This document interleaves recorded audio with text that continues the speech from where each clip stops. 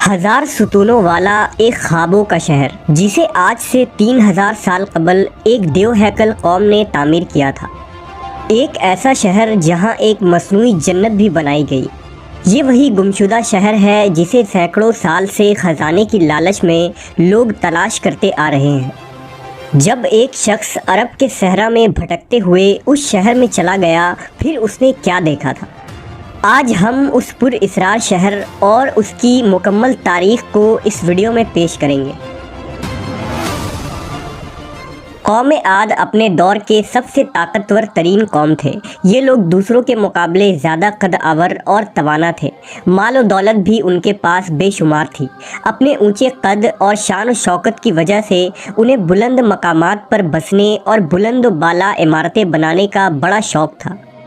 تاریخ میں عاد کے نام سے دو قومیں گزری ہیں، ایک کو عاد اولیٰ اور دوسرے کو عاد ارم کہتے ہیں۔ عاد اولیٰ سام بن نوح کی اولاد تھے اور یہ عرب کے جنوبی علاقے میں آباد تھے۔ عاد اولیٰ کی طرف اللہ نے حضرت ہود علیہ السلام کو مبعوث کیا تھا، لیکن قوم عاد کی بدعمالیوں کے سبب انہیں تباہ کر دیا گیا۔ ان کے تباہ ہونے کے بعد حضرت ہود بچے ہوئے لوگوں کو لے کر حضر موت کی طرف ہجرت کر گئے۔ ان کی رہائش احقاف کے علاقے میں تھی۔ یہاں اس قوم نے خوب ترقی کی اور اللہ نے انہیں بے شمار نعمتوں سے نوازا۔ انہیں عاد ارم کہا جاتا تھا اور یہ جس علاقے میں آباد تھے اسے شہر ارم کا نام دیا گیا۔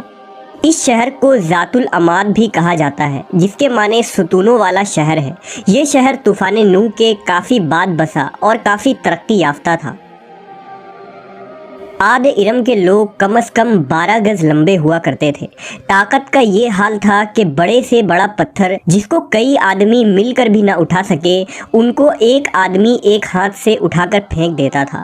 ان کے شہر کے 4 دیواروں کے اندر بڑے بڑے محل اور اونچے اونچے ستون تھے۔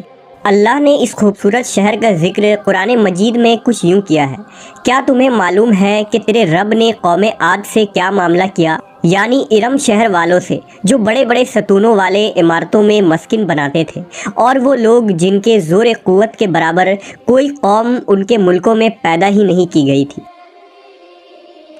مورخین نے لکھا کہ عاد ارم عمان، یمن اور عدن کے علاقے میں آباد تھے۔ ان میں 2 بادشاہ طاقتور ترین بادشاہ بنے، ایک کا نام شدید اور دوسرے کا نام شداد تھا۔ یہ دونوں آپس میں بھائی تھے۔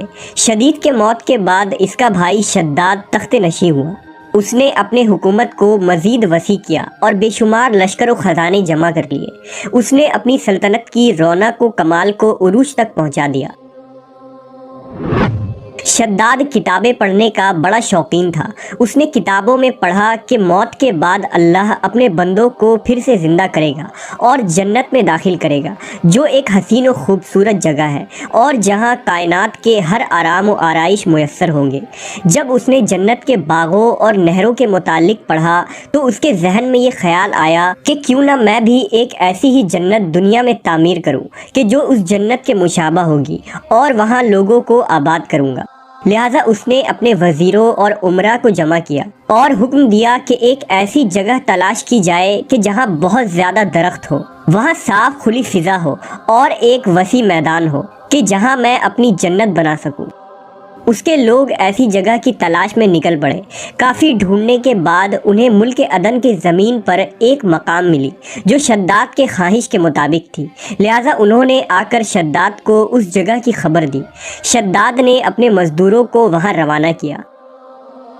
اس نے اس علاقے کا نام باغ ارم رکھا۔ شداد کے حکم سے اس باغ میں سونے چاندی کے مکانات بنائے گئے، بڑے بڑے محلات تعمیر کیے گئے جن میں یاقوت و زمرد کے ستون بنے تھے۔ اس میں قسم قسم کے نہریں اور درخت لگائے گئے۔ اس باغ میں دنیا بھر کے آرام و آشائش اور عیاشیوں کی چیزیں منگوائی گئی۔ یہ شہر اتنا حسین تھا کہ تاریک رات میں بھی دور سے اس کی چمک دیکھی جا سکتی تھی۔ اس کے ہر ایک محل میں 1000 ستون تھے۔ شہر کے درمیان ایک نہر بنائی گئی تھی اور ہر محل میں اس نہر سے چھوٹی چھوٹی نہریں لے جائی گئی۔ کچھ نہریں شراب کی تو کچھ شہد اور کچھ دودھ کی تھی۔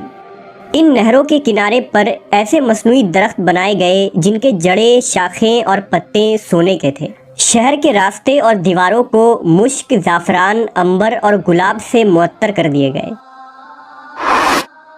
جب اس جنت کی تعمیر مکمل ہو گئی تو اس نے اپنے امراء اور وزراء کو حکم دیا کہ میری اس بنائی ہوئی جنت کی طرف چلنے کی تیاری کرو۔ اب شداد بڑے جاہو جلال اور متکبرانہ و فاتحانہ انداز میں بڑی شان و شوکت سے سپاہیوں کی جھرمٹ میں روانہ ہوا۔ جب وہ اس جنت سے صرف 1 کوس کے فاصلے پر پہنچا تو اللہ نے اس پر عذاب بھیجا۔ آسمان سے ایک ایسی چیخ سنائی دی کہ شداد زمین پر گر پڑا اور اس نے اپنی ہی بنائی ہوئی جنت کی ایک جھلک بھی نہ دیکھ سکا۔ وہ اسی مقام پر اپنے لشکروں سمیت ہلاک ہو گیا اور کوئی بھی اس شہر میں داخل نہ ہو سکا۔ شداد اور اس کے لشکر کے ہلاک ہو جانے کے بعد وہ شہر بھی لوگوں کی نگاہوں سے اوجھل کر دیا گیا۔ لیکن عدن کے گرد و نواح کے لوگوں کا یہ کہنا تھا کہ کبھی کبھی رات کے وقت اس علاقے کے ارد گرد اس کی کچھ روشنی اور جھلک نظر آ جاتی ہے۔ یہ روشنی اسی شہر کے دیواروں کی ہے۔ روایت ہے کہ ایک صحابی رسول حضرت عبداللہ بن قلابہ ایک مرتبہ اتفاق سے عدن کے علاقوں میں چلے گئے۔ اچانک آپ کا ایک اونٹ بھاگ گیا۔ آپ اس کو تلاش کرتے کرتے اس شہر کے پاس پہنچ گئے۔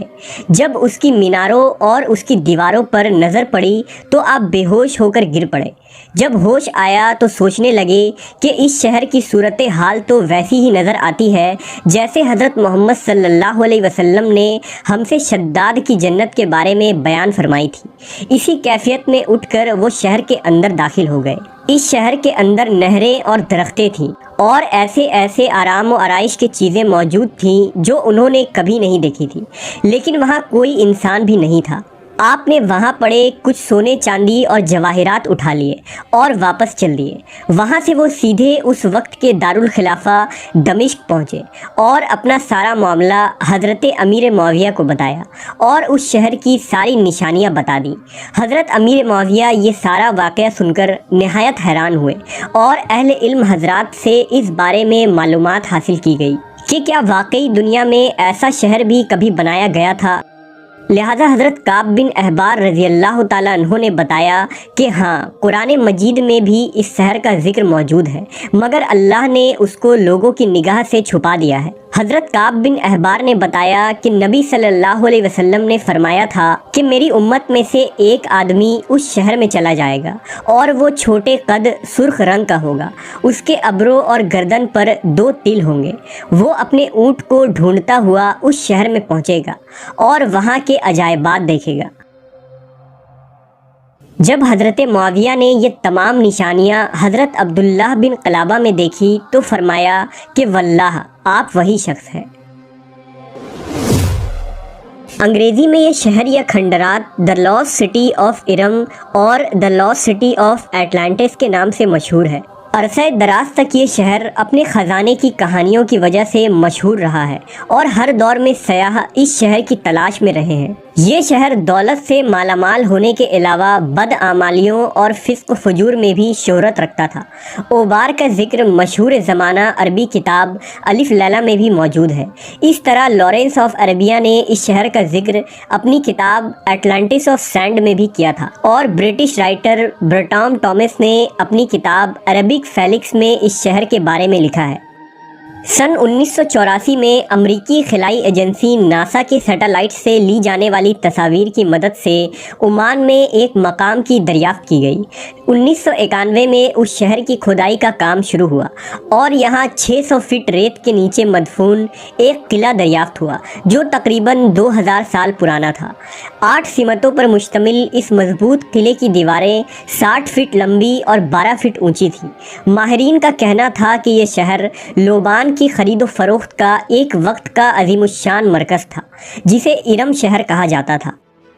آج یہ علاقہ تا قیامت لوگوں کے لیے عبرت کی نشان بن گئی ہے۔ بہرحال یہ تمام کھنڈرات، بوسیدہ ستون اور محلات چیخ چیخ کر ہمیں آج یہ کہہ رہے ہیں کہ ہر چیز فانی ہے اور ہمیشہ باقی رہنے والی ذات تو صرف اللہ تبارک و تعالیٰ کی ہے۔